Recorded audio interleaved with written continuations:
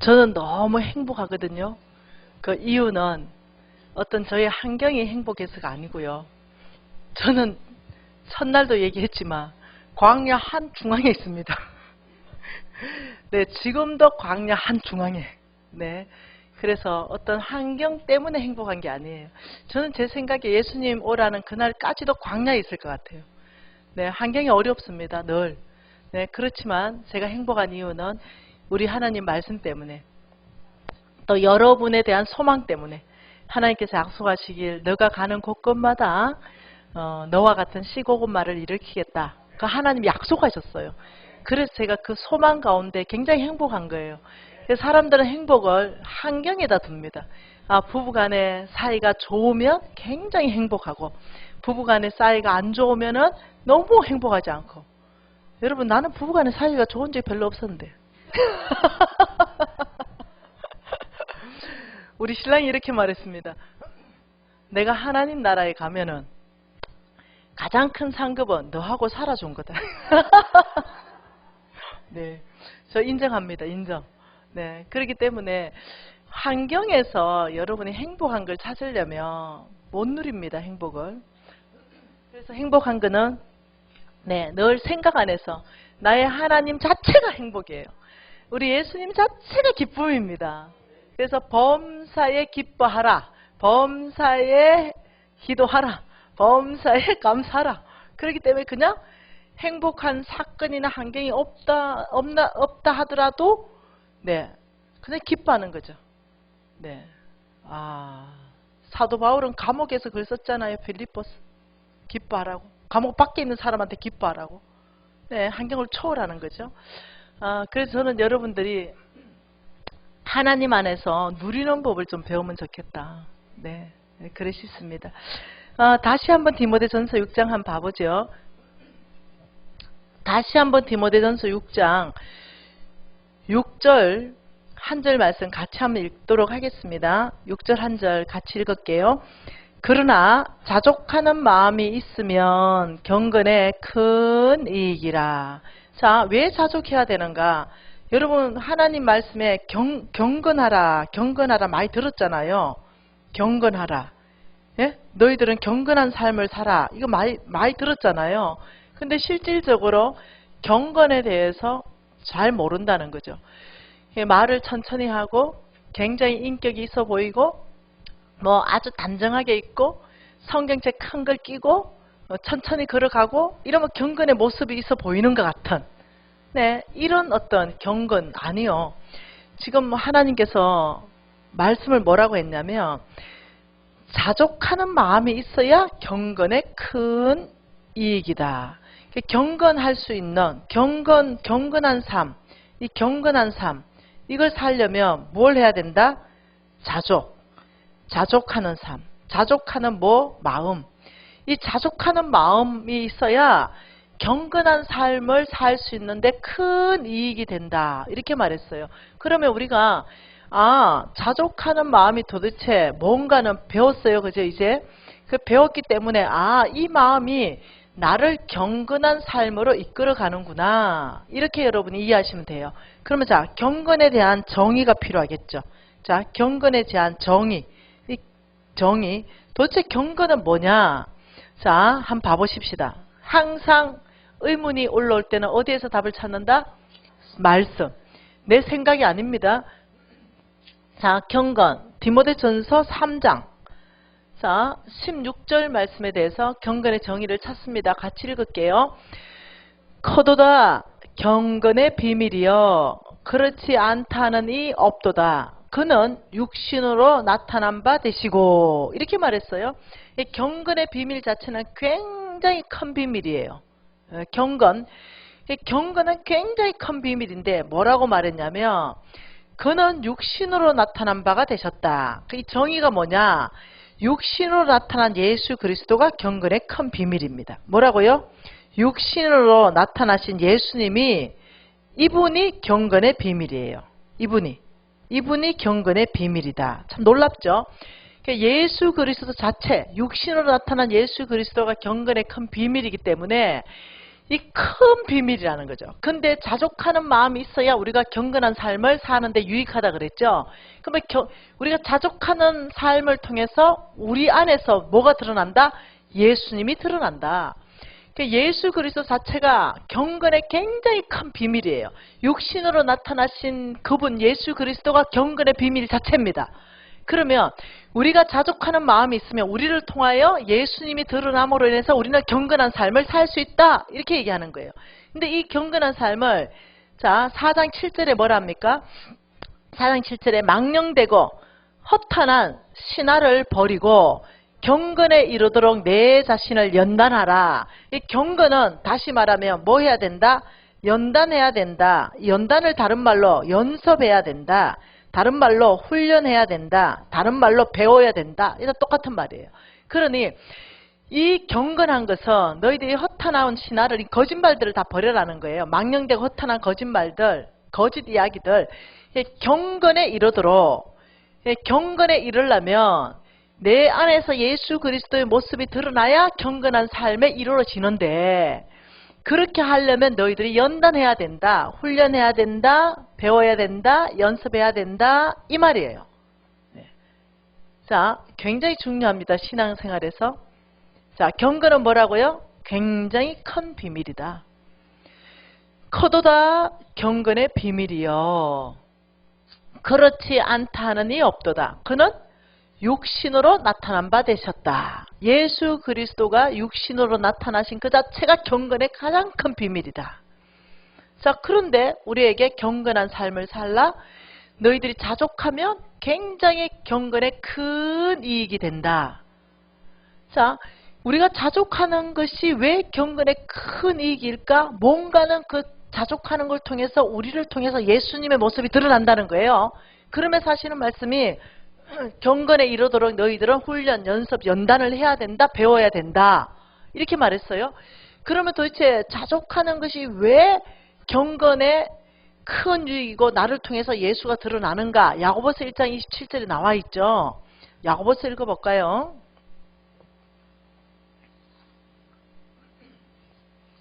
자, 야고보서 1장 27절 한 절 같이 읽습니다. 같이 읽습니다.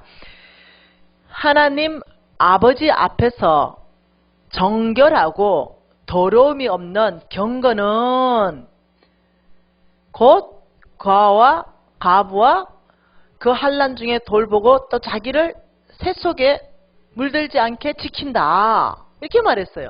그러니까 지금 하나님 아버지 앞에서 하나님에 대한 경건은 하나님 아버지 앞에서 예배의 행위라는 거예요. 그러니까 하나님 아버지 앞에서의 너희들이 정결하고 더러움이 없는 그 경건 자체가 뭐냐면 과와 가부를 그 환난 중에 돌보는 것이다.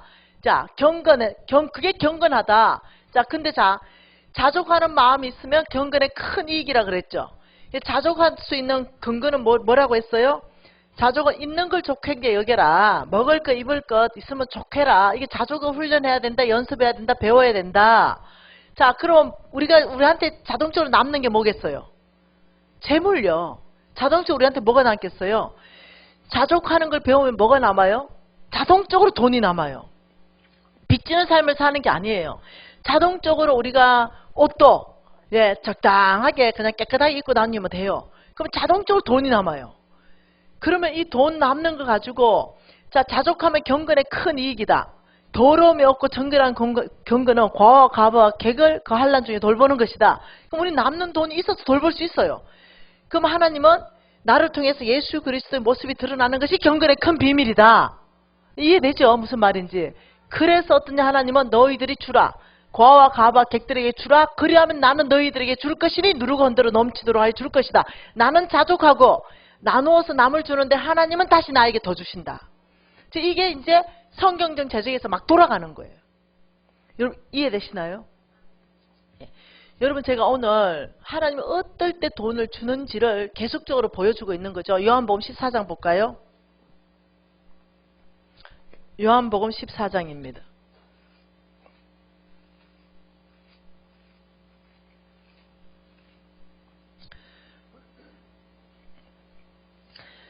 요한복음 14장 12절 한 절 같이 읽도록 할게요. 자, 같이 읽겠습니다. 내가 진실로 진실로 너희에게 이르노니 나를 믿는 자는 내가 한 일을 거두할 것이요 또한 그보다 큰 일을 하리니 이는 내가 아버지께로 감이라. 자 보세요. 내가 진실로, 예수님께서 진실로 진실로 두 번을 할 때는 굉장히 중요한 말씀 하실 때 하셨어요. 네, 굉장히 중요한 말씀을 내가 미지나 너에게 이룬다 이 말이에요. 나를 믿는 자는, 예수를 믿는 자는 이 뜻 맞지요? 예수를 믿는 자, 예수를 믿는 자는 지금 뭐라고 말합니까? 예수가 하신 일을 할 것이다. 예수를 믿는 자는 여러분도 믿고 나도 믿어요. 김미진이에요. 여러분 이름 다 집어넣으면 되죠? 예수를 믿는 자는 뭘 한다? 예수가 하신 일, 예수가 하신 일을 너도 할 것이요 그보다 더 큰 일을 할 것이다 이 말이죠. 그럼 예수가 하신 일은 뭐냐? 이거는 한마디로 말하면 첫 번째 뭐겠어요? 5 플러스 2는 5천 플러스 12강줄이 오병이의 기적을 일으켰다. 예수님 하신 일은 기적을 일으켰어요. 맞나요? 두 번째 우리 예수님은 눈봉사들 눈뜨게 하셨고 안전병이 일으키셨고 그 다음 문둥병자들 깨끗게 하셨고 죽은 자까지 일으켰어요. 이거 한마디로 말하면 뭐겠어요? 네, 이거 몽땅 다 그냥 치유죠. 그냥 치유인데 뭐예요? 그냥 기적이에요. 위에 거도 기적이요, 밑에 거도 기적이에요. 한마디로 하신 예수님이 하신 미진아, 네가 나를 믿느냐? 네가 나를 믿는다면 내가 한 일을 미진아 너도 할 것이고 내가 한 일보다 더 큰 일을 미진이가 하게 될 것이다. 이게 12절이에요. 어떻게 이게 아멘 나와요? 나는 엄청나가지고 아멘이 안 나오는데 우리 예수님 죽은 자를 살렸는데 이걸 네가 할 것이요 그보다 더 큰 일을 하겠다. 이게 너무 엄청난 일이잖아요. 나는 분명히 예수를 믿는데 제가 이게 초등학교 때 이걸 읽고 우리 담임 목사님 찾아갔다는 거 아닙니까? 목사님 제가 이해가 안 돼요. 나는 분명히 예수를 믿는 자가 맞는데 근데 성경에서 보니까 예수님이 하신 일을 미진도 할 것이요 그보다 더 큰 일을 한다고 하니 내가 너무 이 말씀이 이해가 안 돼요. 그러면 우리 예수님이 오병이의 기적을 일으켰는데 그것도 내가 일으킬 수 있고 우리 예수님이 문둥병자 고쳤는데 그것도 내가 할 수 있고 우리 예수님 죽은 자를 살렸다는데 그것도 할 수 있습니까? 우리 예수님이 할 수 있다는 거예요. 우리 목사님 할 수 있다는 거예요. 이 말씀이 그 말씀이 맞습니까? 맞다는 거예요. 아, 여러분 제가 또 흥분했죠. 우리는요 목사님 그림자도 안 밟았거든요. 우리 집에서는 목사님 그림자 밟으면요 그날로 사형입니다. 네. 우리 어머니께서 축복받는 비결을 아는 거예요. 예. 너희들은 장로를 존경하라. 나 장로입니다. 예. 근데 말씀 사역자는 배나 존경할지니라. 나는 장로이고 말씀 사역자도 하고. 목사님들이 말씀 선포하잖아요. 이것을 하나님이 장로들하고 또 구분을 시켰어요. 더 존경하라. 말씀을 맡은 자는 더 존경하라. 우리 어머니가 굉장히 영적 비결을 아시는 분이에요. 그래서 늘 주의 종들을 사랑하고 지지하고 실수했다 하더라도 주님 앞에 기도하고 뒤에서 험담하지 않고 이런 것도 우리한테 가르쳤어요. 그러니까 우리 목사님 말씀은요 곧 하나님의 말씀으로 그때 받을 때예요. 지금 타락한 것 같아요. 네, 뭐 은혜가 되니 안 되니 이래 사는 거 보니까 내가 타락한 것 같아요. 네, 요즘 제가 이게 심각하다. 우리 목사님 어느 날 은혜가 안 돼가지고 내가 얘기했어요. 목사님 오늘 말씀 은혜가 안 된다니까. 우리 목사님 웃으면서 네 탓이다 이러더라고요. 그래서 맞습니다. 이거 내가 타락해서 그렇습니다. 내가 교만해져서 그렇습니다. 회개하고 돌이켰잖아요. 네. 어떻게 말씀의 은혜를 안 받냐고요. 그래서 제가 심각하게 검식하고요. 회개하고 돌이키고 은혜가 쏟아지더라고요. 네. 이게 내 마음이 높아진 거죠. 내 문제예요. 그런데 우리 목사님께서 이 말씀이 그 말씀이 맞다는 거예요. 미진아 너는 이 일을 할 수 있는 사람이다. 이 성경 말씀은 이 말씀이라는 거죠. 그래서 여러분 제가 그 깡촌에서 자랐거든요. 서울에서 태어났습니다. 그래서 서울에서 살다가 깡촌으로 아버지의 병 때문에 아버지가 폐암이었어요. 그래서 아버지의 병 때문에 뭐라 그러죠? 휴양 간다고 시골에 갔어요. 그때가 마침 새마을 운동할 때거든요. 그래서 우리는 수학 시간, 산수 시간에 숙제가요, 지잡아 오는 거였어요. 자, 나하고 동시대는 손 한번 들어보세요. 아, 최고입니다. 네. 그래서 너무 징그러워서 지 꼬리를 잘라갔어요. 이 10마리 잡아가야 되는 거예요. 이게 산수 시간이잖아. 그죠? 그리고 또 불 뗄라 그러면 산에 가서 나무 해가 와가 직접 떼고, 그죠? 이럴 때예요. 그리고 미국에 분유가루 있죠, 분유가루. 이거 타가지고 내 주전자에, 노란 주전자에 한 컵씩 먹을 때예요. 그리고 돈을 조금 내면은 소보로 빵 같은 거, 예, 큰 이거 2배만한 빵을 한 개씩 나눠주고 급식이었거든요. 이럴 때였어요. 네, 다 지피집이었어요. 집집. 그 새마을 운동에서 집 다 걷어내고 쓰레들 얹어주면서, 네, 6시만 되면 새벽종이 울렸네, 새아침이 밝았네, 너도 나도 일어나, 새마을을 가꾸세. 이거 부르면서 무조건 한 명 차출됐어요. 부역이라 그러죠. 거의 우리 반사회적인 국가였어요. 그래가서 우린 땅 팠었어요. 요즘 그러면 난리 나죠. 네, 그렇게 이 나라가 건설된 거 아닙니까? 그때 이제 이 빵을 이제 초등학교 때 봤는데 내가 이게 궁금한 거죠. 오병이의 기적. 이게 궁금한 거예요. 그래가지고 고아원에 애들이 많았어요. 그때 78명이었어요. 우리 교회, 우리 한 반에 애들이. 네, 78명씩 있는데 그게 고아원 애들이 많았거든요. 애들 다 와봐라. 그래, 돈 얼마로 내야 되니까 돈 없는 애들은 빵을 못 먹었거든요. 야, 좀 빵 없는 사람 다 모여봐라. 그래서 이제 내 앞에 줄짝 섰죠. 그리고 제가 나름 하늘 우러러 축사했죠. 오늘 너희들은 기적을 볼 것이다. 이렇게 하늘 우러러 축사하고, 이때 제 마음은 100% 될 것이라는 확신. 네, 그래가지고 제가 이제 빵을 떼주기 시작했어요. 나는 다 먹을 줄 알았어요. 근데 5명 떼주고 나니 빵이 사라진 거예요. 그래서 내가 내일 하자. 이러고 내일도 해봤는데 안 되고 모레도 안 돼가지고 목사님 찾아갔어요. 목사님 안 돼요. 이게 왜 안 되죠? 이게 우리 목사님이 믿음이 없어서 그렇대요. 믿음이 있으면 이 뽕나무들어 명하면 저 바다에 빠진다니. 믿음이 없다. 아, 그렇지.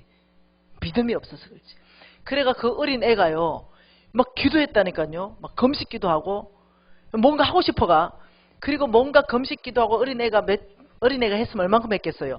그리고 나면 애가 홀리한 것 같은 느낌이 들어요. 여러분 금식 기도 한 열흘 해보셨습니까? 난 최근에도 열흘 했어요. 네. 그러고 나면 자기가 뭔가 좀 정결해진 것 같아. 그래가 다음날 또 빵 들고 와봐라. 또 하늘 우르르 축사하고 또 떼줬어요. 아, 근데 또 사라지는 거죠. 아, 이래 믿음이 없나? 이러다 어느 날 도저히 마음이 상해서 안 되겠어요. 왜? 하나님 말씀은 100% 진실이니까. 빵을 들고 우리 목사님한테 갔어요. 목사님, 네가 해보세요. 나는 안 되네요. 이래 된 거예요. 우리 목사님 막 당황하고 막 이런 일이 있은 거예요. 그 우리 목사님도 뭐 어째가 피해 가시고, 이제 이러면서 초등학교를 졸업하고 중학교를 졸업하고 고등학교를 졸업하고 대학까지 졸업했어요. 그런데도 이 말씀을 모르겠는 거예요. 왜 예수께서 너희들에게 이르노니 나를 믿느냐? 그렇다면 내가 한 일, 오병의 기적도 일어날 것이고 치유의 기적도 일어날 것인데 이것보다 내가 하지 않은 일, 더 큰 일까지도 너가 하게 될 것이다. 분명히 말씀했는데 왜 나는 안 되냐는 거죠. 그리고는 저는 이 성경 구절만큼은 비밀이었습니다. 저에게 계시가 안 온 성경 구절이에요. 그래서 이해가 안 되는 거죠.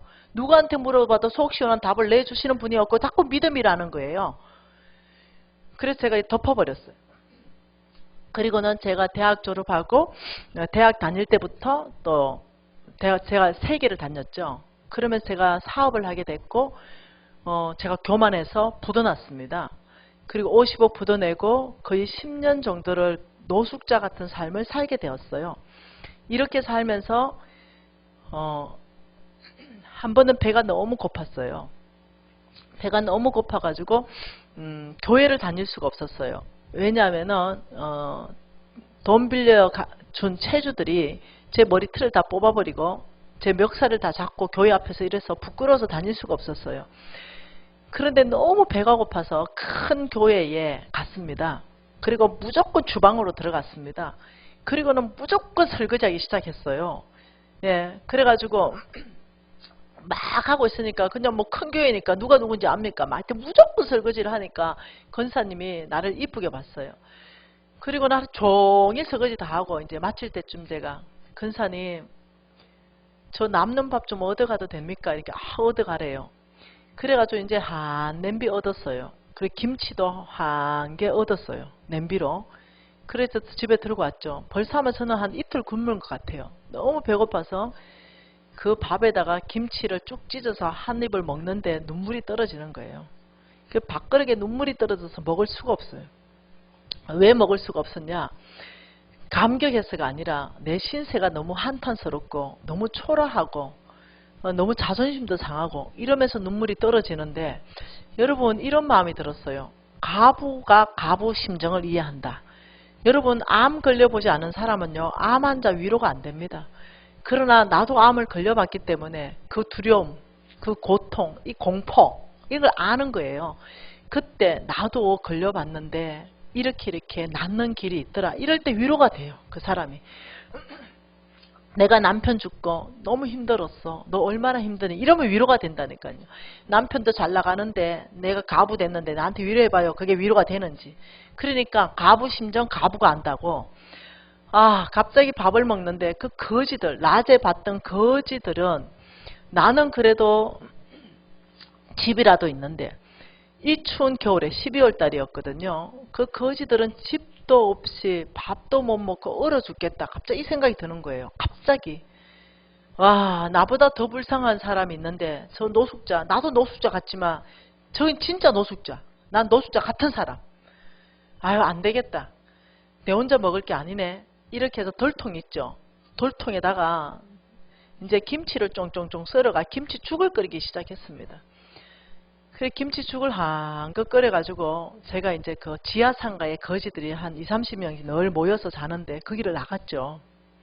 그리고는 죽을 한 그릇씩 퍼줬어요. 근데 이제 다 퍼주고 그 여자 노숙자가 있길래 그 죽 퍼주고 나도 이제 앉아서 같이 죽 먹고 있었어요. 그런데 저는 그때까지만 해도 고신이에요. 고신 4대 손. 하나님은 말씀하시지 않는 분이에요. 그때까지만 해도 하나님은 오직 성경 말씀을 통해서 말씀하시지 뭐 이상하게 들리는 소리로 말씀하는 건 이해함이 없었어요. 네, 그런 어떤 말씀 중심인데 진짜입니다. 이거는 하나님 음성을 들은 거예요. 이건 하나님 음성인 것 같아요. 딸아 고맙다. 누군가 하는 얘기 같아요. 아무도 나한테 고맙다 할 수 없는데 아무튼 저는 들었어요. 딸아 고맙다. 내 내면 깊이 안에서 나오는 소리인지 내 생각 안에서 나오는 소리인지 외부에서 나오는 소리인지 아무튼 죽을 먹고 있는데 딸아 고맙다. 그 내가 뭐가 고맙지? 누가 나한테 고맙다 하지? 꼭 사무엘아 이러니까 누가 불러서 몰라가지고 꼭 엘리 제사장에게 간 것처럼 꼭 그렇게 딸아 고맙다 이래 들리는 거예요. 그래가지고 내가 주변을 막 돌아봤어요. 누가 고맙다나 싶어가 쭉 보니까 그 노숙자들이 한 30명이 그 죽을 먹고 있는 거죠. 그러면서 그때 한 목소리를 또 듣습니다. 딸아 내가 오늘 너를 통해 오병이의 기적을 일으켰다. 그때서야 이 비밀이 풀린 거예요. 나 혼자 먹을 양이었는데 나 혼자 움켜잡을 양이었는데 이걸 내가 죽을 끓였더니 30명이 지금 먹은 거예요. 이걸 주님께서 내가 너를 통해 오늘 오병이의 기적을 일으켰다는데 갑자기 눈물이 쏟아지기 시작했어요. 제 안에. 아, 내 손에서 빵이 불어나는 거 이거 주님이 원하시면 이것도 오병이의 기적이에요. 오늘날도 이 기적을 일으키시기라면 결정한다면 있을 거예요. 그러나 하나님께서 저에게 말씀하신 것은 너의 것을 나눌 때 이 오병이의 기적을 내가 너를 통해서 일으켰다. 이익에 대한 깊은 이해가 왔습니다. 그래서 집에 쫓아왔죠. 그리고는 제가 이 요한복음 14장을 펼쳤습니다. 거의 20년 만에 이걸 펼치는 거예요.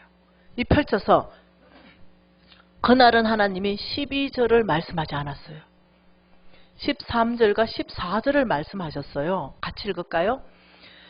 너희가 내 이름으로 무엇을 구하든지 내가 행하리니 이는 아버지로 하여금 아들로 말미암아 영광을 받으시게 하려 함이라.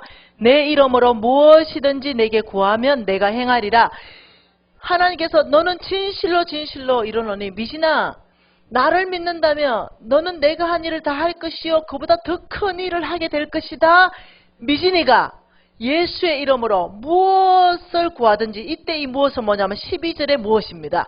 예수가 하셨던 그것을 하기 위한 그 무엇을, 너의 욕심이 아니라 그것을, 예수께 속해 있는 그것을 구하면 내가 행하리니, 이 말은 네가 구한 것을 주겠으니 현실화 될 것이니 경험될 것이다. 구한 것이 네가 이 땅에서 받게 될 것이다. 행하리니 이는 내가 이렇게 할 때 예수를 통해서 아버지, 하나님 아버지가 영광 받기 때문이다. 우리 예수님의 목적은 뭐예요? 오직 하나님의 영광입니다. 오직 하나님 아버지를 영광스럽게 해서 하기 위해서, 그리고 너는 14절에 내 이름으로 무엇이든지 구하면 내가 줄 것이다. 아버지가 영광 받기 위해서 네 기도 제목 가운데 내가 줄 것이다. 네 기도 제목 가운데 내가 응답하는 것 자체가 나의 아버지가 영광스럽게 되는 것이다. 왜? 네가 내가 한 일을 하기 때문에. 네가 내가 한 일, 그 일을 한다면 무엇이든지 구해라. 우리 예수님이 하신 일이 뭡니까? 우리 예수께서 하신 일은 예수의 4대 사역이죠. 예수의 4대 사역. 이것을 우리는 오케이 사역이라 합니다. 우리 예수님은 첫째 복음 전파하셨습니다. 우리 예수님은 먹이셨습니다. 우리 예수님은 가르치셨습니다. 우리 예수님은 고치셨습니다. 예, 먹이신 긍휼 사역이죠. 고치심 의료 사역이죠. 네, 먹이심 또 구제 사역이죠. 학교, 가르침 학교 사역이죠. 알아들었어요. 예수가 하신 바로 이 세 가지 사역만 들어가면은 무조건 복음은 열리게 돼 있다. 그 땅에 예수의 복음을 전하고, 예수가 먹인 것처럼 우리가 먹이고, 예수가 가르친 것처럼 그들을 가르치고, 예수가 고친 것처럼 우리가 고친다면 무조건 거기는 대적의 성문은 깨질 수 있다는 걸 내가 깊이 아는 거. 이것을 위해서 미신아, 너는 내가 한 일을 다 할 것이요 이보다 더 큰 일을 너는 하게 될 것이다 하는 깊은 이해가 됐어요. 그래, 그것을 위해서 구하라. 내가 다 줄 것이다. 담대해졌죠. 알게 되었어요. 무엇을 구해야 되는지, 무엇을 행해야 되는지, 내 인생의 목표를 어떻게 설정해야 되는지를 알게 된 거예요. 그리고 아버지한테 얘기했죠. 아버지, 복음 전하기 위해서 교회를 100개를 짓게 해주십시오. 아버지, 5,000명의 아이들 먹이게 해주십시오. 그리고 그 이상 되는 거 제가 또 구했죠. 이러면서 저는 하나님께서 저에게 할 수 있도록 어떤 NCMN이라는 어떤 이 단체 안에서 일할 수 있도록 배려해 주셨고, 이 NCMN을 조직하자마자 저는 데리고 나갔죠. 그래서 50명씩 데리고 나갔습니다. 팀을 짰죠. 특히 우리 서울 지부장님 늘 앞장서서 일하시는 분이죠. 이 일에. 네, 우리 구제사역 전국 전체의 책임자입니다. 우리 건혜역 서울 지부장님께서. 그래서 전국에 계신 유튜브 팬들은 혹시라도 구제사역에 관심이 있다면 인터넷에 NCMN을 치고 그 안에 서울 지부가 있습니다. 그래서 서울 지부장님 앞으로 편지를 써면 됩니다. 도와달라고. 그럼 우리 건혜역 지부장님이 전국을 다니면서 조직하면서 도와드릴 것입니다. 네, 여기에 50명을 조직해서 돈을 조금씩 냈어요. 많이 내지 않았습니다. 그래서 어떻게 이들에게 양식을 공급했는데 3,000명, 12,000명씩 먹였습니다. 바로 50명이 돈을 조금씩 내었는데 우리 손에서 손을 넓게 펴버리니까 그 자리에서 바로 배가 돼버렸어요. 오병의 기적이 그냥 일어나 버린 거예요. 그 하나님께서 말씀하는 오병의 기적, 너희들은 내가 한 일을 다 할 것이요 나보다 더 큰 일을 하게 될 것이라는 것에 대해서 이해함을 갖게 되었어요. 주라, 그리하면 너희들이 줄 것이니 누르고 흔들어 넘치도록 하여 줄 것이다. 이 말에 대한 이해함을 갖게 되는 거예요. 이 사람들이 정말 어렵게 살거든요. 정말 이렇게 살아요. 정말 이렇게 삽니다. 정말 어렵게 살아요. 이게 집입니다. 이런 사람들에게 우리는 의료 사역을 펼쳤지요. 네. 이거 다 우리 영양제 아닙니까? 네. 가져가서 먹이고 치료하고. 이 아이 몇 년간, 이런 아이 머리에 보세요. 이 아이들 영양제 먹이고 치료하고, 자, 학교 세우고, 이 학교 다 세웠죠 우리가. 그래서 아이들 공부시키고, 이번에 더 큰 학교 또 세웠어요. 학교가 없어 공부 못하는 아이들 가르쳐서 문명률을 깨쳤어. 성경을 볼 수 있도록 눈을 열어주고, 이런 일들을. 그리고 염소, 소 다 가져가서 그 마을 전체를 잠식시켜버렸어요. 한 마을 전체, 한 마을 전체를 아예 입양했어요. 그 염소 2마리씩 다 암수를 나눠주고 새끼를 내라. 그래서 암수를 해서 너보다 더 가난한 옆에 마을을 배가시켜라. 너가 스스로가. 그러면 그 다음에 와서 항소 줄게. 약속하고. 근데 이들이 줄 줄 몰라요. 그런데 그저 받았으니 옆에 마을 나눠주면 항소 준다니까 이들이 진짜로 한 거예요. 그래서 우리는 그 다음에 가서는 항소 들고 갔죠. 항소 끌고 가서 이렇게. 할머니 좋아하는 거 보세요. 네, 할머니. 이 항소 값을 누가 헌금했냐? NCMN의 각용호라는 사람이 헌금했다는 거예요. 그래서 목에 다 달아줬어요. 이 항소를 헌금한 사람이 이 사람이다. 이래가 일일이 다 목에 달아주고, 이 사람도 모르지만 집에 걸어놓고 무조건 축복해라. 무조건. 이렇게 해서 일일이 다 한 거죠. 이 아줌마 보세요. 좋아가지고. 네. 그래, 이 보세요. 아줌마들. 네. 그래서 다 목에 뭐 하나씩 걸고 쭉 줄 섰죠. 네. 그래서 항소 한 마리씩 다 주고, 이거 버리지 마라. 이런 표. 이 사람이 너한테 항소 보냈다. 기도해라. 이렇게 한 거예요. 그래서 배가시키고, 그 마을 전체가 아이들이 교육받게 되고, 왜? 항소와 염소가 젖을 짜서 아이들을 먹게 되고, 저 가난한 마을이 복음이 들어가면서 어떻게 해요? 하나님의 복음이 풀어진 데는 가난은 퇴치되고, 하나님의 부여하면 풀어지게 되어 있거든요. 왜? 우리가 나누기 때문이죠. 이래서 오병이의 기적이 일어나기 시작한 거죠. 알게 된 거예요. 그리고는 제가 여기 이제 학교 헌당 예배했죠.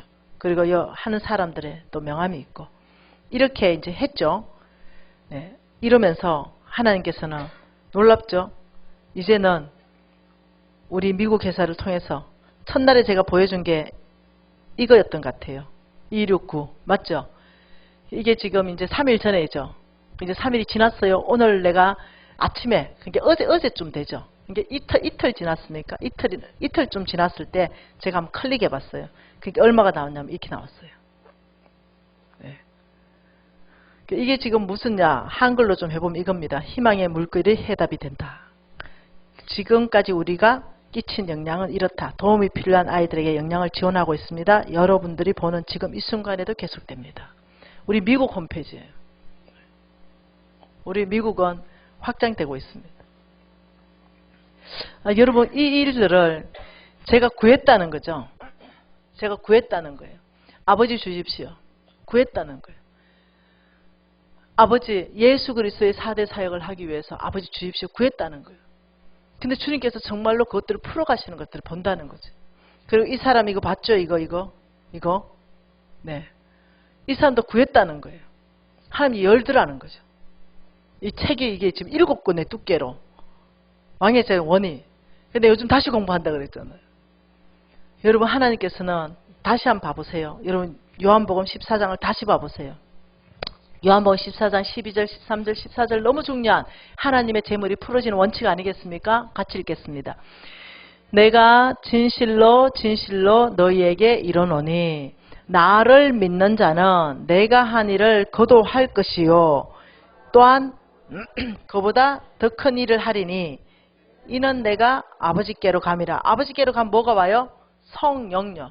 우리와 함께 하시는, 우리를 돕는 이 성령이 오시고, 그러면서 또 13절에 뭐라 그럽니까? 너희가 내 이름으로 무엇을 구하든지 내가 행하리니 이는 아버지로 하여금 아들로 말미암아 영광을 받으시게 하려 함이라. 예수 그리스도의 모든 초점은 아버지께 영광입니다. 이것이 저와 여러분의 초점이 돼야 된다는 거예요. 우리의 모든 말하는 입, 아버지께 영광이 되는가? 아버지를 영화롭게 하는 말을 하는가?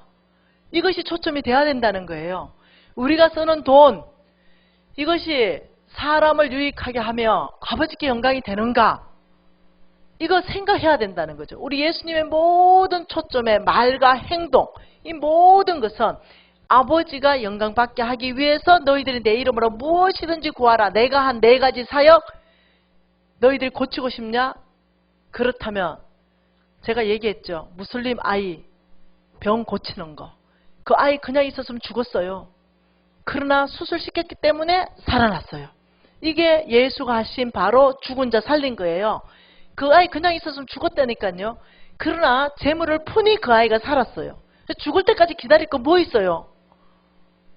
완전히 죽고 살리려면 어려워요. 근데 죽기 전에 우리의 재물을 풀어서 그 아이를 살린다면, 우리가 좀 나눈다면 예수께서 뭐라 하겠어요? 너는 내가 한 일을 참으로 신실하게 하고 있구나. 내가 너를 이 일을 더 할 수 있도록 풀어주마. 더 구하라. 내 이름으로 무엇이든지 구하라. 내가 너에게 줄 것이다. 알아야 돼요. 왜 어디에 돈이 들어오는지를 알아야 되는 거예요.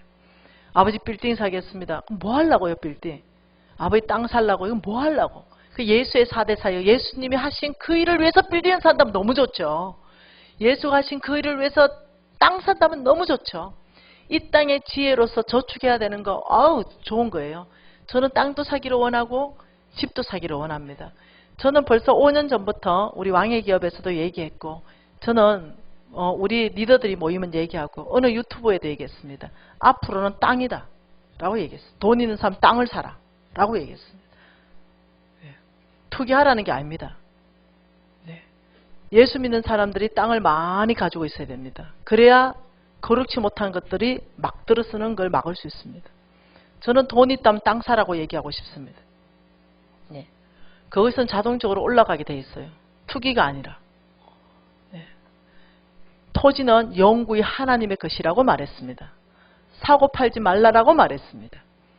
그렇기 때문에 우리 예수 믿는 사람들이 토지를 많이 사고 좀 쉬게 해야 됩니다. 놀게 해야 돼요. 무분별하게 막 짓게 하면 안 됩니다. 저는 예수 믿는 사람들이 땅을 많이 가지기를 지금도 원합니다. 결코 다른 데 저축하는 것보다 적지 않을 것이다. 투기의 마음이라면 뭘까요? 빚내서 사는 거, 욕심으로 사는 거, 하나님 비전 따라 사는 게 아니라. 저도 땅이 있습니다. 그러나 이미 다 내놨습니다. 하나님 나를 위해 쓰라고. 이미 땅 문서 다 넘겼습니다. 언제든지 팔아서 쓰시라고. 제가 땅 산 이유는 하나님 나라 주기 위해서 샀습니다. 그리고 그 땅은 이미 우리 본부 건구 안에 다 들어가 있습니다. 제가 쓰지 않을 거예요. 여러분, 저는 우리가 돈을 벌고 싶고 정말 돈이 우리를 지배하는 것이 아니라 우리가 돈을 명령해서 너는 가라, 하나님 나라를 확장하라.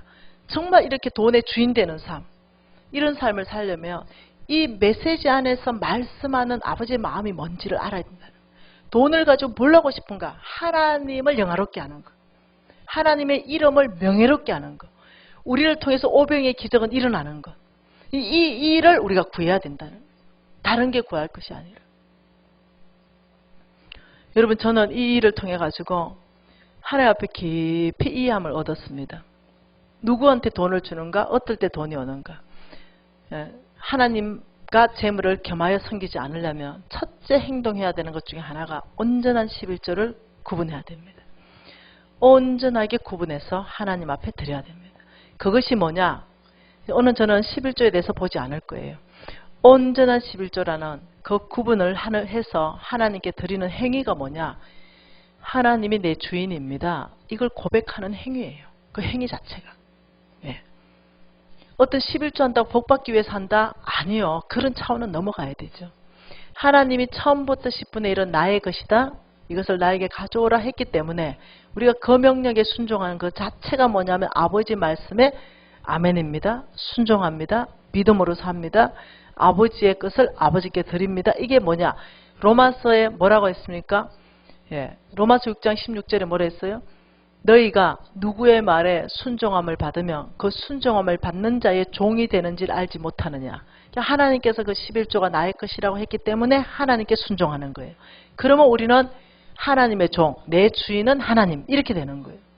그래서 11조 하는 행위는 굉장히 중요한 행위입니다. 굉장히 중요한 행위, 믿음의 행위입니다. 근데 많은 사람들이 11조를 굉장히 희미하게 생각해요. 율법으로 생각합니다. 안 해도 되는 것처럼 생각해요. 그런데 11조는 율법도 아니고 믿음의 문제도 아닙니다. 11조는 하나님의 명령에 우리가 불순종하느냐 순종하느냐 생명의 문제입니다. 11조는 모세의 율법이 아니죠. 히브리서 말씀 한번 보십시다.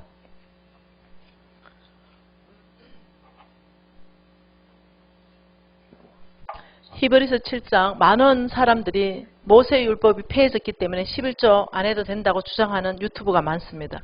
그래서 성경을 모르는 거죠. 모세의 율법이 있기 430년 전에 하나님은 아브라함에게 11조하라고 명령하십니다. 히브리서 7장 4절 말씀 같이 읽을게요. 이 사람이 얼마나 높은가를 생각해보라. 조상 아브라함도 노략물 중에 10분의 1을 그에게 주었느니라. 9절요. 또한 10분의 1을 받은 레위도 아브라함으로 말미암아 10분의 1을 바쳤다 할 수 있다. 자, 11조의 출발이 어디입니까? 아브라함입니다. 11조의 출발은 아브라함이지 아브라함은 모세의 율법 430년 전에 있었던 거예요. 제가 오늘 시간이 없기 때문에 11조 강의 전체를 다 그냥 뺍니다. 근데 아셔야 되는 게 내가 주인 바꾸려면 가장 먼저 훈련하고 연습하고 배워야 되는 게 뭐냐? 하나님의 것을 하나님께 드릴 줄 아는 법. 이건 11조입니다. 아브라함에게, 우리는 아브라함의 시죠. 아브라함에게 11조를 정확하게 구분해서 가져오라 했습니다. 그 밑에 이삭도 했죠. 야곱도 11조 하죠. 몽땅. 근데 이걸 자꾸 모세의 율법으로 집어넣으려고 한다는 거죠. 430년 전에 하나님이 행하신 일을 자꾸 모세의 율법을 폐해졌다고 얘기하는 거예요. 아니요. 모세의 율법은 폐해지지 않았고 또 마태복음의 신약시대에도 하나님이 11조 하라고 명확하게 명령하시는 구절이 마태복음 23장 23절이에요. 한번 볼까요? 마태복음 23장 예수님이 직접 말씀하셨어요. 나는 모세율법을 폐하러 온 것이 아니라 완성시키러 왔다. 마태복음 23장 23절 같이 읽을게요. 화 있을진적 외식하는 서기관과 바리새인들이여 너희가 박하와 해안과 근처의 11조는 들이되 율법에 더 중한 바 정의와 긍휼과 믿음은 버렸도다. 그러나 이것도 행하고 저것도 버리지 말아야 할지니라. 이것이 뭡니까? 11조. 저것은 뭐예요? 정의, 긍휼, 믿음. 우리 예수님이 명확하게 말씀하시는 것은 11조 해야 된다. 그리고 믿음도 버리면 안 된다. 우리 예수님이 11조를 폐하지 않고 직접 설교하신 말씀이에요. 이 성경을 정확하게 알게 되면 적들에게 넘어가지 않습니다. 끊임없이 적들은 교회에다가 11조를 없애려고 하죠. 여러분 지금의 정치 상황이 많이 어렵잖아요. 너무 고통스럽잖아요. 이 코로나 상황이 전 국민이 힘들어요. 우리 교회는 하나님을 사랑하는 사람들은 국가를 사랑하게 되어 있습니다. 하나님을 사랑하는 사람은 국가의 권위에 순종하게 되어 있어요. 순복합니다. 그러나 예수를 부인하라 이럴 때는 예수를 믿지 마라 할 때는 우리 목숨 걸어버립니다. 순종도 못하고 순복도 할 수 없습니다. 그 외에는 우리는 국가와 같이 갑니다. 그러나 지금 너무나 국가는 그 이상으로 넘어가고 있는 거죠. 너무나 어떤 이 교회가 어려움을 겪도록 하고 신앙이 떨어지는 쪽으로 끌어가고 있다는 생각이 든다는 거예요. 너무 어려워요. 20명이 예배 드려야 된다. 이래서 우리 교회가 23명이 예배 드렸어요. 20명이 예배 드려야 되는데 3명이 추가됐어요. 그러니 우리 구청 공무원이 경찰에 고발해버렸어요. 우리 교회를. 내가 그 장로인데 경찰이 중무장하고 다 총 차고 5명이 저를 에워쌌어요. 그리고 나오라는 거죠. 책임자. 그 담력 있는 내가 나갔어요. 그러니 저 3명 드러내라는 거예요. 그 경찰 5명이 건장한 사람이 총 차고 가 나를 에워싸고 3명 20명만 예배 드리는데 왜 3명이 맞냐? 드러내라는 거예요. 그래서 내가 이렇게 말했어요. 지금 하나님께 예배 드리고 있는데 지금 우리 좌석이 350석이 넘습니다. 여기에 지금 23명 앉았는데 뚝뚝 떨어져가 2m 더 이상 더 떨어져서 앉았습니다. 좀 봐주시죠. 못 봐준대요. 드러내래요. 그래서 내가 이렇게 말했어요. 그러면 여기서 본 사실 그대로 국가에다가 보고하십시오. 그리고 제가 3명 더 예배 드린 것 때문에 깜빵 가야 되는 사람이 있다면 저를 잡아가십시오. 제 이름은 뭐고 핸드폰은 뭡니다. 네, 줬어요. 그 제가 간다잖아요, 깜빵. 저 3명 예배하는 거 못 들어낸다잖아요. 왜냐? 2m 다 확보했기 때문에. 깜빵 보내면 저를 보내세요. 이렇게 갔어요. 옥신각신 했죠. 그게 너무 피곤한 거죠. 그 3명 넘은 것 때문에 네, 우리 교회가 정신 차려야 됩니다. 지금 코로나 상황 가지고 얼마나 교인의 믿음을 떨어뜨리기 위한 작전들을 여러 영역 안에서 많이 펼쳐지는가를 영적으로 보기 시작해야 됩니다. 비대면 예배라는 말은 성경에 없습니다. 예배는 모이는 예배입니다. 예배가 교제가 빠지면 예배가 아닙니다. 성도 간의 교제, 하나님과의 교제가 있어야 그것이 예배입니다. 예배에 대한 성경적 기반도 다 있지요. 무엇이 예배라는 거. 지금 비대면 예배가 예배인 것처럼 정상적인 처럼 말하는 이 비정상적인 이 지금 국가 상황 안에 여러분들이 물러날 거냐는 거죠. 아니요. 예, 집에서 온라인 예배 드릴 수밖에 없는 이 처지 안에서 뜨겁게 지금 우리가 예배가 얼마나 갈망스러운지 이렇게 자유하게 예배할 수 있는 바로 이것이 얼마나 간절한지 이때가 더 하나님 앞에 간절함이 불타야 되고 갈급함이 불타야 되고 100% 온라인이라도 뭐 보내야 되는지 알죠? 헌금 100% 교회에다 보내야 돼요. 근데 안 보내는 거예요. 이 교회 목사님 설교 들었다가 저 교회 목사님 설교 들었다가 이러고 있는 거예요. 지금 교인들이. 그러면서 지금 최근에 중대형 교회가 180개가 급경매 나왔습니다. 지금 최근에요. 네. 왜요? 유지 못하는 거예요. 못 버티는 거죠. 뭐 때문에? 교회가 빚이 있으니까. 이 보통 일이 아닌 거예요. 교인들이 어떠냐? 이 비대면 예배를 드릴 수밖에 없는 이 안타까운 현실 앞에 하나님 앞에 부르짖고 나아가면서 이 교회를 지키기 위해서 정말 어떻게 해요? 헌금을 보내야 되는데 이 교회에다가 보내는 이 자체 이게 믿음인데 이것도 안 하는 거예요. 와, 이만큼 심각하게 계속적으로 가고 있다는 거예요. 제가 누굽니까? 우리 교회 헌금 안 오면 난리 나버리죠. 예, 재정부 장로 아닙니까? 예. 저는 온라인 딱 예배 드릴 때 마이크 들고 했습니다. 지금 헌금 시간입니다. 그래서 예배 드리다가 헌금해야 돼. 다 계좌번호 넣어야 돼요. 네, 왜요?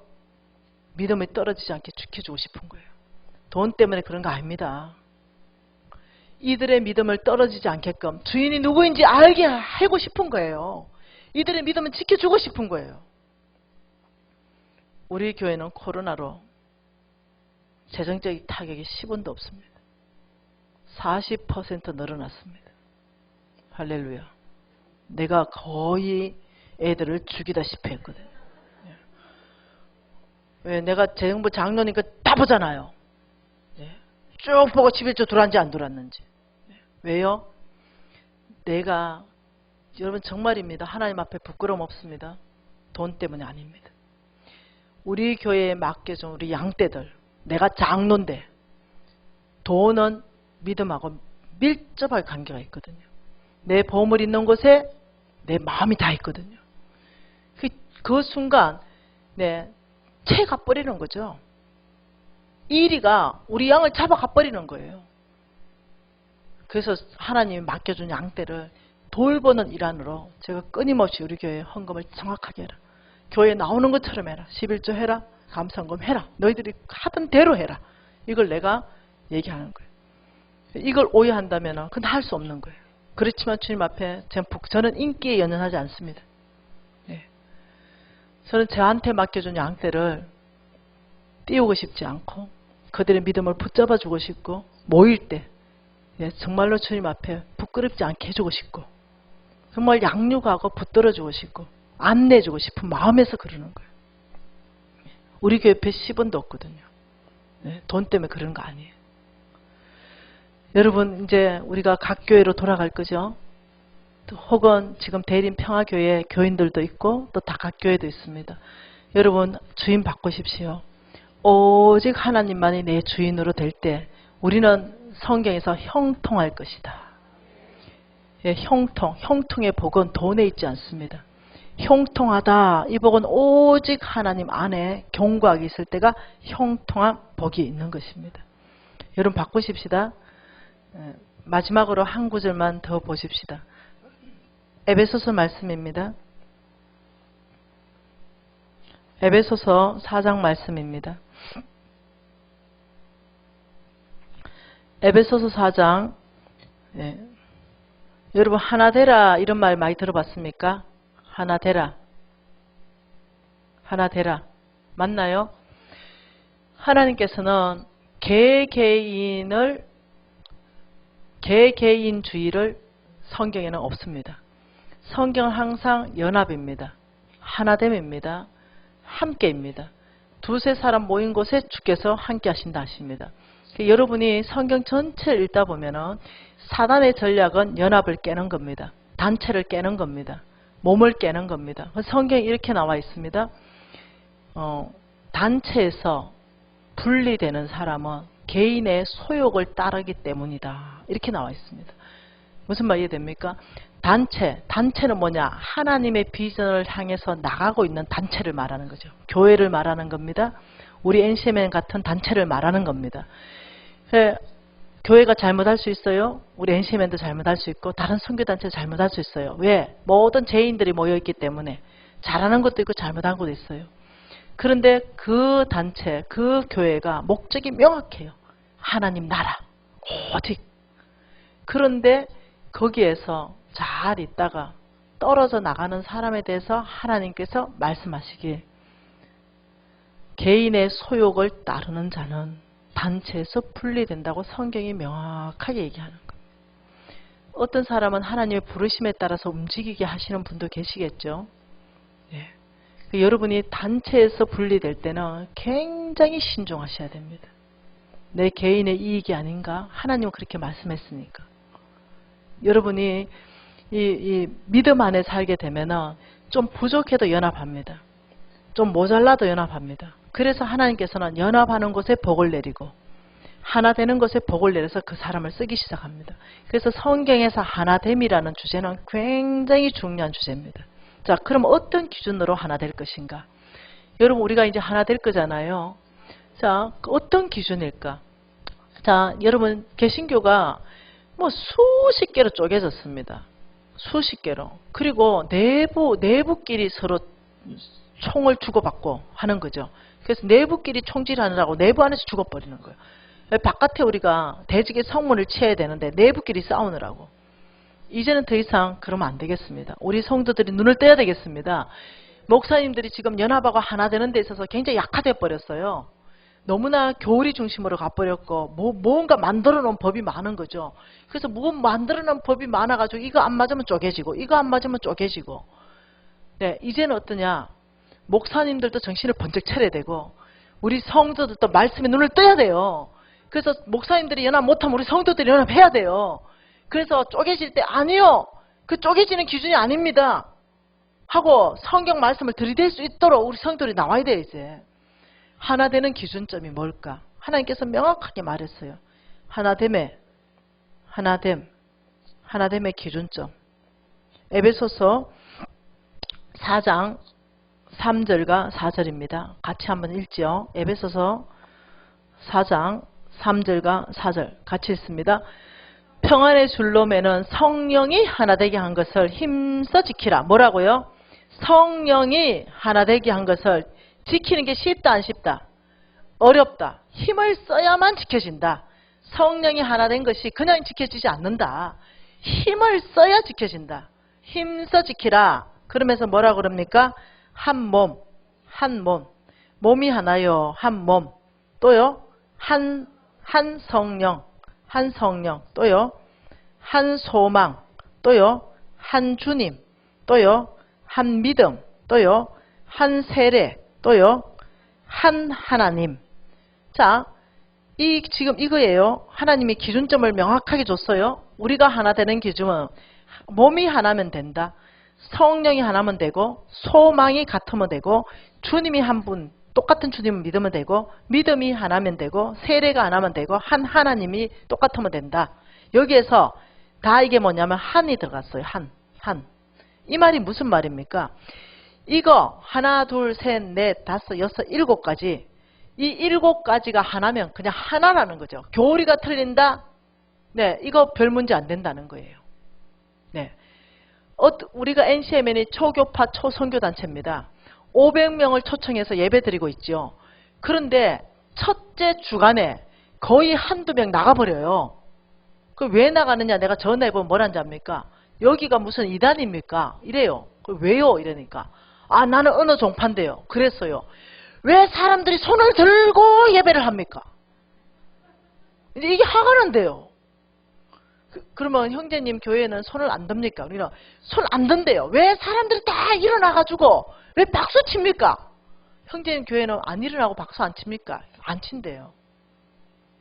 형제님 이것은 하나됨의 기준이 아닙니다. 박수 치는 것도 하나님의 예배요. 박수 안 치는 것도 예배입니다. 일어나서 춤추는 것도 하나님의 예배요. 일어나서 춤추지 않는 것도 하나님의 예배입니다. 예배의 형태가 다르는 것에 대해서 받아들이십시오. 못 받아들인대요. 이단 같아요.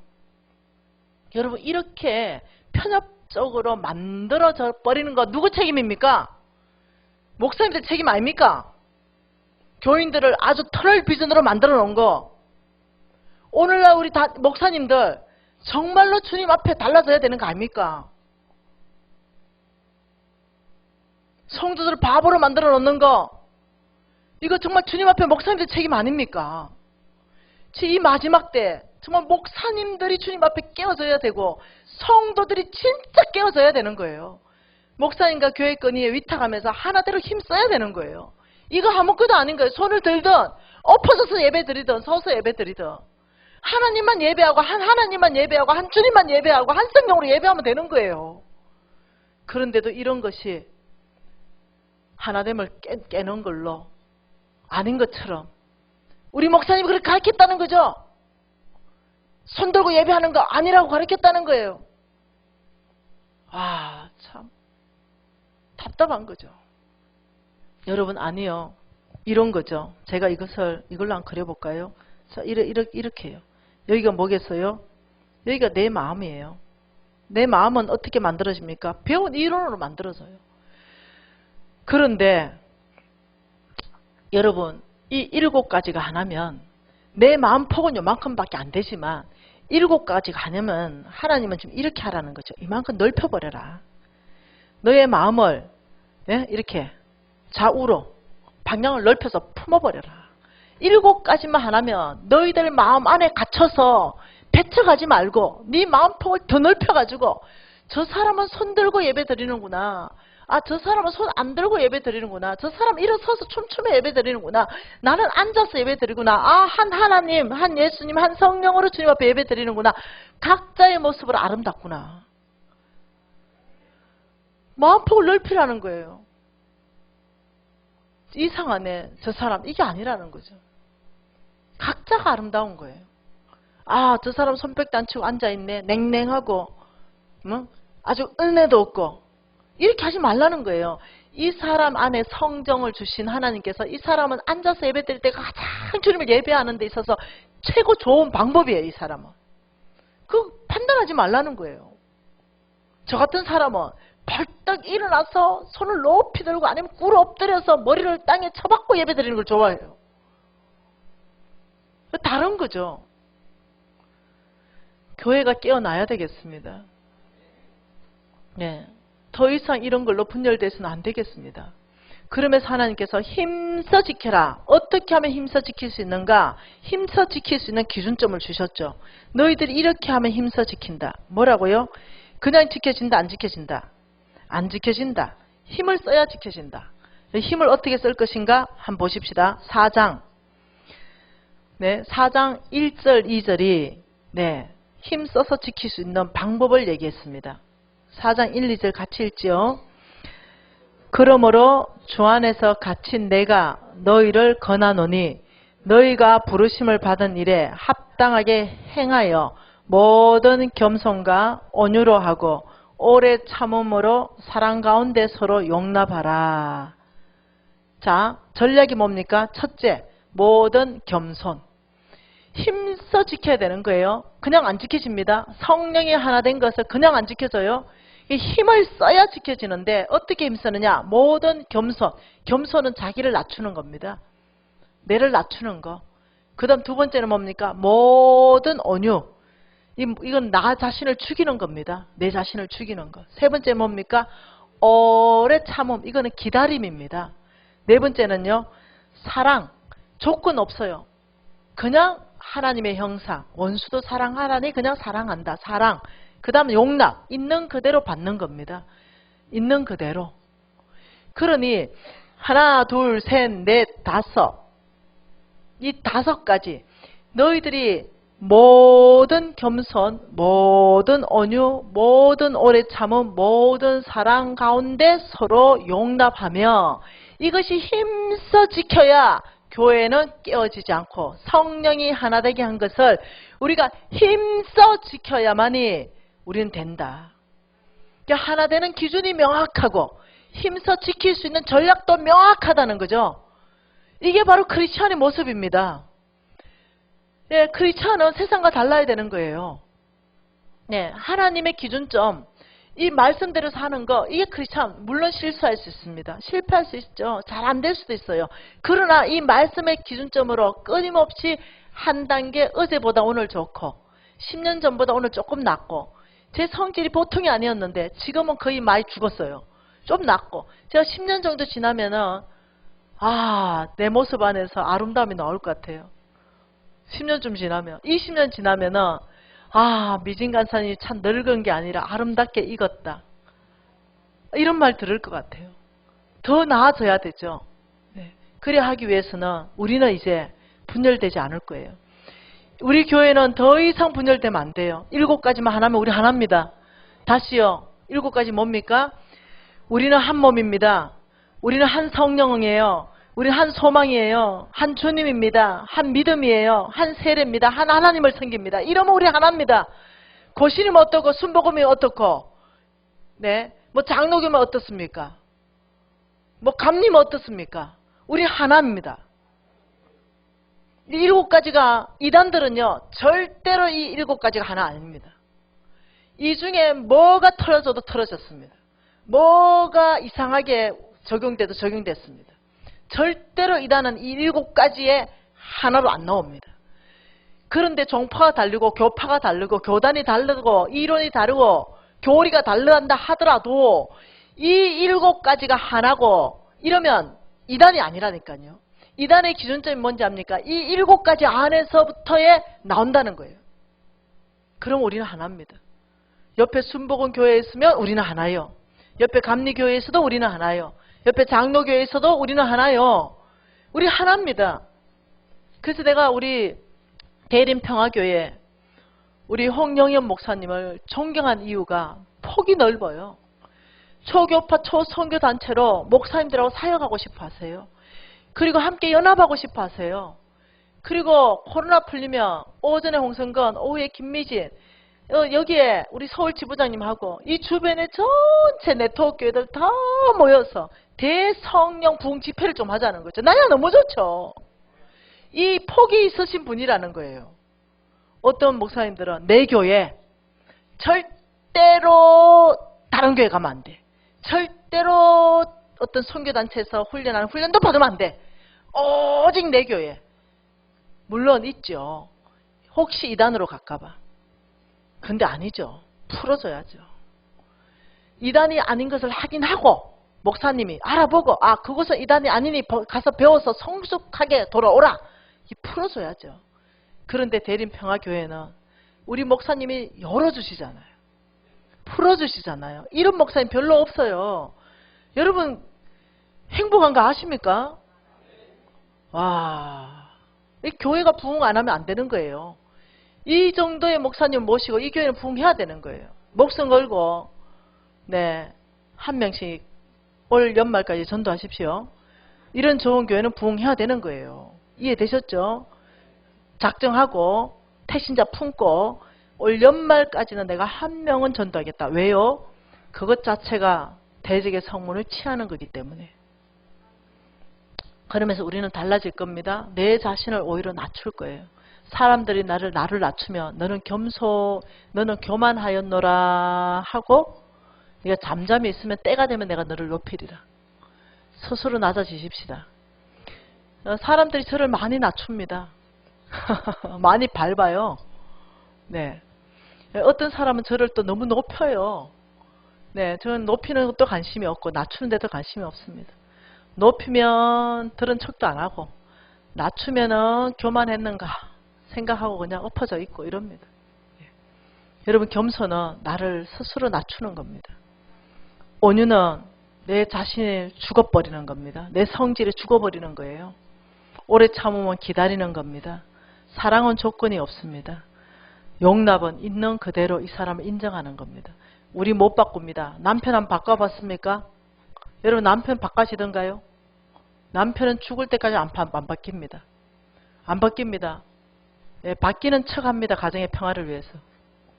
바뀌는 척 해요. 바뀌는 척. 시끄러우니까. 집구석이 시끄럽다 이래요. 그래서 바뀌는 척 행동해요. 근데 안 바뀌어요. 여자도 마찬가지입니다. 안 바뀝니다.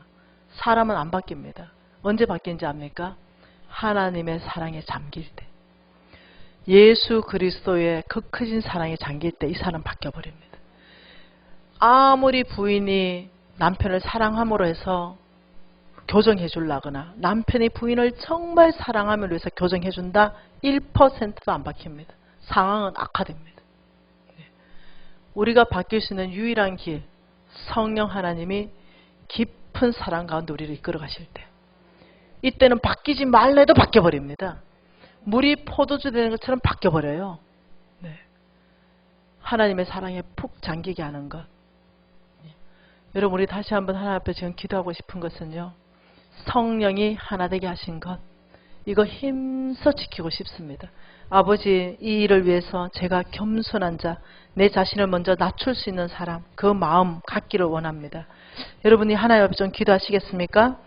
네, 아버지, 성령이 하나 된 걸 힘써 지키라니 아버지, 제가 온유하고 내 자신을 깨트려버리기로 기도하고, 앞으로는 교회든 내가 소속된 선교단체든 아버지 하나됨을 지키는 데 힘쓰겠습니다. 그런 사람 되기를 원합니다. 통성으로 기도하시겠습니다. 하나님 아버지, 우리에게 내 양을 먹이라, 내 양을 치라, 내 어린 양을 먹이라고 하였는데 아버지, 네가 날 사랑하느냐? 예, 아버지, 제가 주님을 사랑합니다. 그렇다면 성령이 하나 된 것을 힘써 너는 지키라. 예, 아버지, 주께서 이 7가지 기준점을 주셨는데 주님 앞에서 아버지여, 이 6가지 기준점 안에서 정말 아버지 교회를 지키고 소속된 선교단체를 지키며 아버지 함께 파워블록을 형성하며 주의 나라를 꿈꿉니다. 아름다운 예수 그리스도를 이 땅 안에서 드러내며 아버지 경건한 사람으로 살기를 원합니다. 아버지, 우리의 마음을 넓히기를 원하고 아버지, 우리가 주께서 말씀하시는 믿음의 삶, 아버지, 우리 내면 깊이 안에서도 우리 다름 받기를 원합니다. 주여, 제자 되기를 원합니다. 아버지, 주여, 주께서 말씀하신 그 제자가 되려면 누구든지 자기 십자가를 지고 나를 따르지 않는 자는 능히 내 제자가 되지 못한다고 말씀하신 그 아버지, 저희들이 말씀에 주신 아버지, 그 능히 저희들이 고통스러울지라도 능히 그 십자가를 지기를 원합니다. 아버지, 내 자신을 죽이기를 원합니다. 아버지, 내 자신을 낮추기를 원합니다. 있는 그대로 받아들이기를 원합니다. 아버지,